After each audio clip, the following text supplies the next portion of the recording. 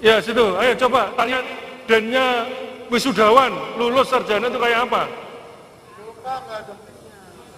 Musik. Musik mas. Boleh dilepas.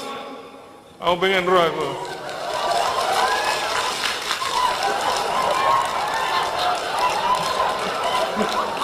Aku ajarnya dilepas.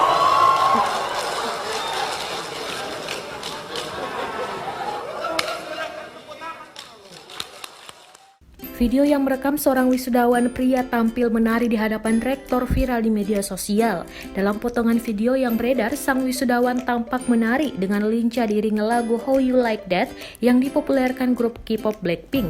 Penampilannya tersebut diketahui berawal dari permintaan langsung sang rektor. Ia kemudian menampilkan tariannya dari bawah panggung hingga kembali naik ke panggung.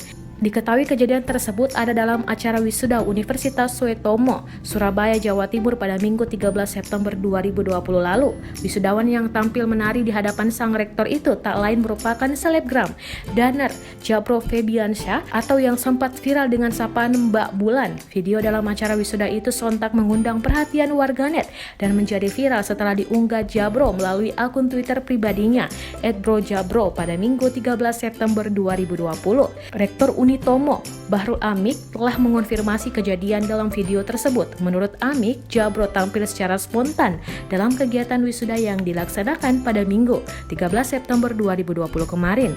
Amik mengungkapkan ia sengaja meminta Jabro tampil di hadapan wisudawan lainnya karena ingin menghukum Jabro.